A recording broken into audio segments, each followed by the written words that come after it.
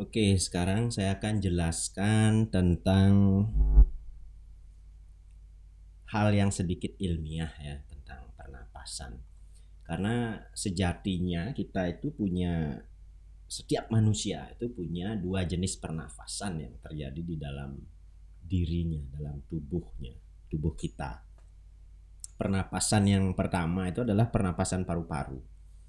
Yang kedua itu ada pernapasan sel.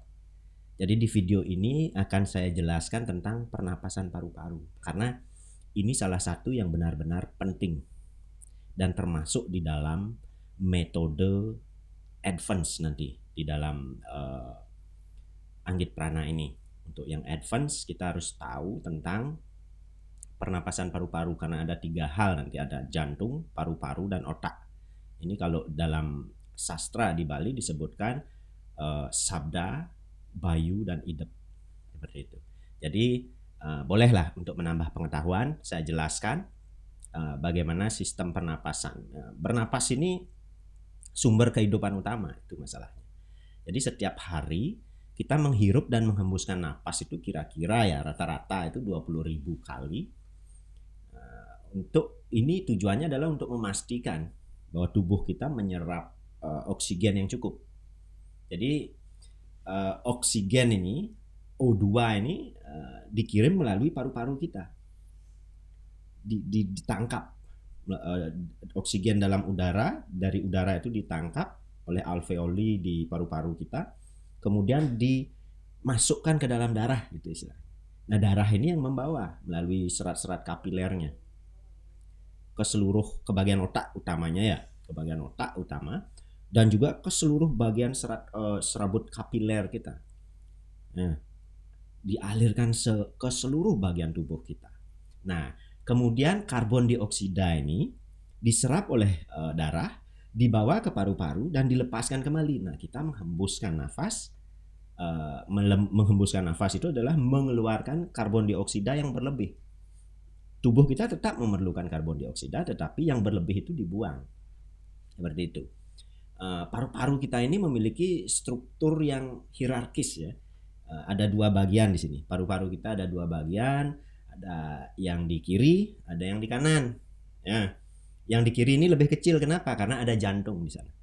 Nah, sistem pernapasan ini mampu memasok oksigen sehingga bisa diangkut ini melalui bronkus primer, bronchiola. Kemudian ini bronchiola itu saluran pernapasan yang lebih kecil ya. Bronchiolas ini bermuaranya nanti di gelembung paru ini, gelembung alveoli ini. Alveoli ini yang berfungsi untuk mencampur darah dengan oksigen. Nah, ini difusi ya istilahnya. Dalam proses difusi ini oksigen diserap oleh darah.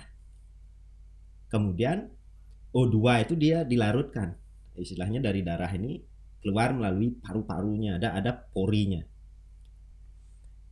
Proses ini proses biologis ini. Ini yang dikenal ya pertukaran gas gitu ya. Pertukaran gas.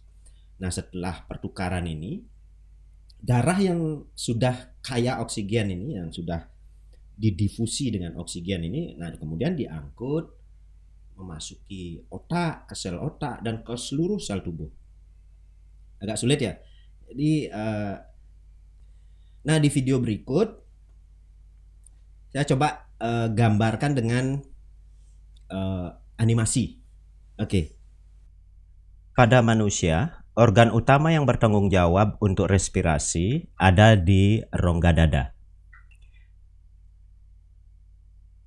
Di daerah dada, tulang rusuk dan jaringan fibrosa berbentuk kubah yang dikenal sebagai diafragma. Di dalam ruang tulang rusuk, ada selaput pleura yang membungkus paru-paru. Paru-paru kanan dibagi menjadi 3 lobus, yaitu lobus kanan superior, dan lobus kanan tengah, dan lobus kanan inferior. Paru-paru kiri lebih kecil dan hanya memiliki 2 lobus, yaitu lobus kiri superior dan lobus kiri inferior. Kedua paru-paru secara eksternal berhubungan dengan bronkus tubular kecil yang bersatu dan meluas ke trakea. Trakea memiliki Cincin tulang rawan berbentuk C yang tidak lengkap yang mencegah dinding trakea runtuh. Trakea mengarah ke faring yang terhubung ke lubang hidung.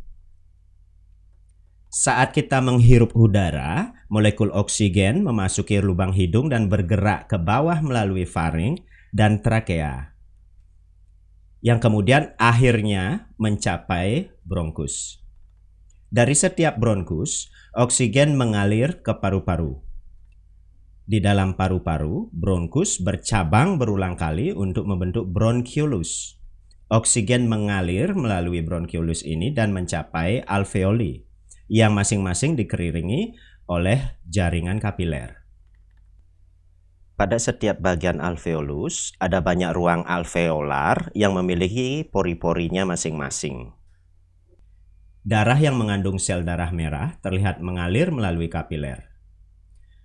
Molekul oksigen dari alveolus berdifusi ke dalam kapiler dan kemudian diserap oleh sel darah merah yang berwarna ungu kebiruan.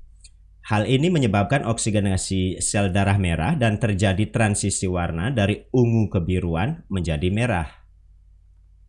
Darah yang bergerak ke alveolus mengandung sel darah merah dan molekul karbon dioksida.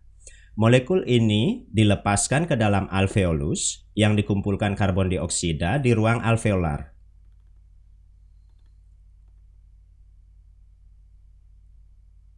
Dan kemudian dari alveolus bergerak menuju bronchiolus, ke dalam bronkus, yang akhirnya mencapai trakea dan menghembuskannya melalui lubang hidung.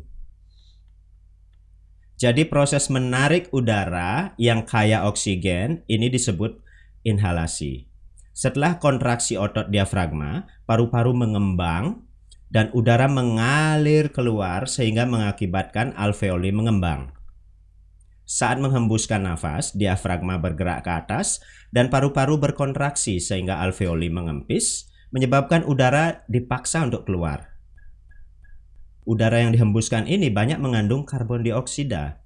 Proses menarik dan menghembuskan nafas ini dikenal dengan respirasi, yaitu kira-kira sekitar 20 kali per menit. Nah, itu penjelasan tentang kinerja paru-paru kita dan sistem pernapasan paru-paru ya. Nanti di video berikutnya akan dijelaskan tentang sistem pernapasan sel. Khususnya tentang paru-paru ini. Paru-paru adalah salah satu bagian organ tubuh manusia yang paling elastis seperti itu. Ya, karena elastisitasnya yang besar ini, gelembung paru-paru ini, alveoli ini punya kapasitas difusi yang luar biasa, signifikan ini.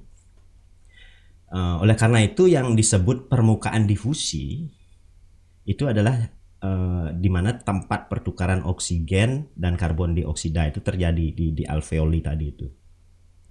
Ketika kita bernapas dengan tenang, paru-paru ini dapat mengembang sampai 70 meter persegi. Dan ketika kita menghirup napas dengan dalam, ini bisa berkembang sampai 100 meter persegi. Satu ware itu bisa mengembang.